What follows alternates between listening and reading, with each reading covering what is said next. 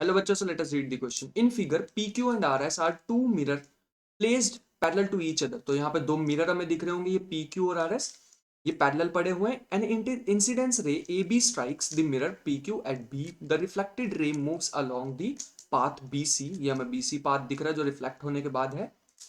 Strikes the mirror RS at C दिख रहा है हमें, and again reflects back along CD के along फिर चली जाती है. Prove that AB is parallel to CD. तो हमें प्रूव करना है जैसे वो आ रही थी और टकराने के बाद C पॉइंट पे वो जो लाइन बनेगी या रे होगी वो पैरेलल होगी. मेनली हम यहाँ पर कॉन्सेप्ट यूज करने वाले हैं. हमें पता है, हमने पहले पढ़ा हुआ है कि जब भी मिरर पे कोई लाइट रिफ्लेक्ट होती है तो लॉज ऑफ रिफ्लेक्शन से हमें पता है angle of incidence is equal to angle of reflection. ये मेन की वर्ड होगा, की पॉइंट होगा हमारे पास जो हम इस क्वेश्चन में यूज करने वाले हैं कि angle of incidence is equal to angle of reflection. इसको हम यूज करेंगे, कैसे यूज करना है वो सारा मैं आप बताने वाला हूं, बट उससे पहले हम डायग्राम दोबारा बनाएंगे. तो ये कुछ ऐसे बना लेते हैं. ये हमारे पास दो मिरर बन जाएंगे और एक ऊपर हमारे पास मिरर आने वाला है. ये मिरर बोल देते हैं P, ये Q, ये हमारे पास होगा ये R. ठीक है, ये हमारे पास PQ और RS हमारे पास दो मिरर आ गए हैं. यहाँ पे ये इंसिडेंस रे है, ये यहाँ पे लगेगी और यहाँ पे चली जाएगी. ठीक है, इसके बीच में हमें एक लाइन लगानी होगी जिसे हम कहते हैं नॉर्मल. नॉर्मल का मतलब परपेंडिकुलर लाइन. किसके परपेंडिकुलर? मिरर के परपेंडिकुलर. ठीक है, अब बाकी हमें एंगल्स को शो करना है जो कि मैं शो करूंगा इससे, ताकि हमें दिखाई भी दे, है ना. ये पॉइंट को मान लेते हैं B, ये पॉइंट को मान लेते हैं C, ये पॉइंट होगा A, ये पॉइंट होगा D, और रे कुछ ऐसे जा रही है. अब एंगल मान लेते हैं, ये हमारे पास फॉर एग्जांपल 1 है और इसको मान लेते हैं 2, ये हमारे पास आ जाएगा 3 और ये आ जाएगा 4. ठीक है, ये हमारे पास क्या हमें समझ आ रहा है कि angle 1 is equal to angle 2 होने वाला है, because angle of incidence is equal to angle of reflection. ये है angle of incidence. Angle of incidence measure होता है नॉर्मल के साथ, और ये एंगल ऑफ रिफ्लेक्शन जिस पर वो रिफ्लेक्ट हुई, ये दोनों आपस में इक्वल होने वाले हैं. ठीक है, इसको करते हैं, आ जाओ लिख लेते हैं सारी चीजें. Let us write it.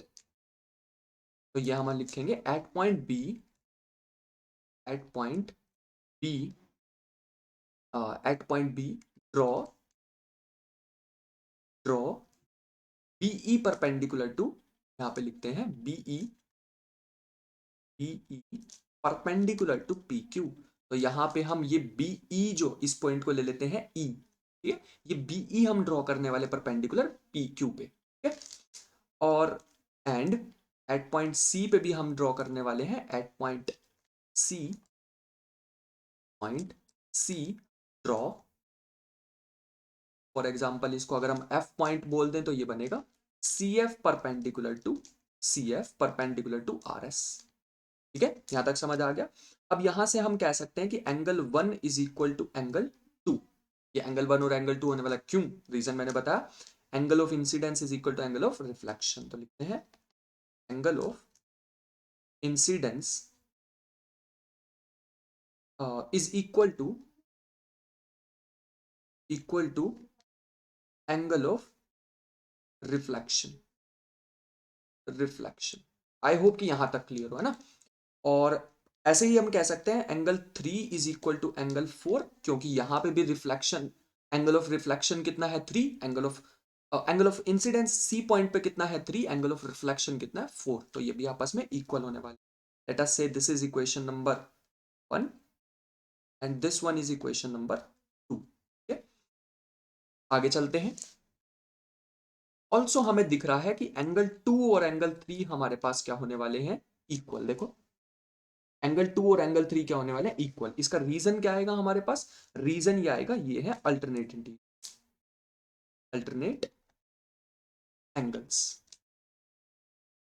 Alternate angles. ठीक है, और नेक्स्ट हमारे पास क्या होगा?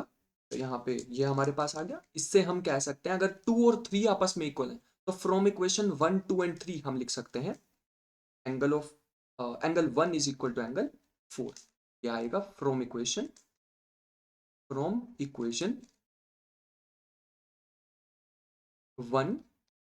2, 3. अगर मैं तीनों इक्वेशन को कंबाइन कर दूं तो एंगल 1 और एंगल 4 भी आपस में इक्वल होने चाहिए, ठीक है। सो अगर मैं इन दोनों को ध्यान से देखेंगे, अगर मैं इन दोनों को 2 से मल्टीप्लाई कर दूं तो क्या होगा देखना, 2 into 1 equal to 2 into angle 4। 2 से डिवाइड मल्टीप्लाई किया है तो कोई फर्क नहीं पड़ेगा, 2 से मल्टीप्लाई, देखो 2 से 2 कैंसिल होकर दोबारा वही मिल जाएगा तो कोई फर्क नहीं पड़ा। बट इससे फायदा ये होगा, देखना क्या मैं इस एंगल 2 टाइम एंगल 1 को ऐसे लिख सकता हूँ, एंगल 1 प्लस एंगल 1, और इसको लिख सकता हूँ एंगल 4 प्लस एंगल 4, ठीक है। अब हमें पता है ये जो एंगल 1 है ये किसके इक्वल था, इक्वेशन 1 से, ये एंगल 1 था एंगल 2 के इक्वल। मैं लिख सकता हूँ कि एंगल 1 प्लस इसको लिख सकते हैं एंगल 2 इक्वल टू, इसको लिख सकते हैं एंगल 3 इक्वेशन नंबर 2 से, और यहां लिख सकते हैं एंगल 4, यहां पे लिख सकते हैं फ्रॉम 1 एंड 2। भाई मैंने कहां से लिखे हैं, 1 एंड 2 से। ये एंगल 1 प्लस एंगल 2 टोटल क्या बन रहा है, एंगल 1 और 2 मिलके कितना बन रहा है, ये बन रहा है angle A B C, angle A B C. यहां हम लिख सकते हैं दिस इज एंगल, ये हमारे पास है angle A B C is equal to, दूसरे वाला एंगल क्या है, एंगल बी सी डी। तो ये हमारे पास बन रहा है एंगल बी सी डी। अरे ये तो अल्टरनेट इंटीरियर हो गए, मतलब ये हमारे पास एंगल, ये हमारे पास एंगल पूरा, और ये हमारे पास एंगल पूरा, ये तो सेम आ गए।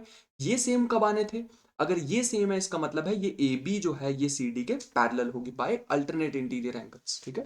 क्योंकि अल्टरनेट इंटीरियर एंगल्स हमारे पास इक्वल आ गए हैं तो वो पैरेलल होंगी, अगर पैरेलल होती हैं तो अल्टरनेट इंटीरियर एंगल इक्वल होते हैं। हमने जस्ट उसका ऑपोजिट यूज किया, तो हम यहाँ रीजन भी लिखेंगे, hence hence A B is parallel to C D, reason लिखना पड़ेगा alternate alternate angles are equal, ठीक है। अगर लाइंस पैरेलल होती हैं तो alternate interior alternate angles equal होते हैं, अगर अल्टरनेट एंगल इक्वल है तो लाइन पैरेलल होनी चाहिए। So this is the reason. I hope you understood, thank you.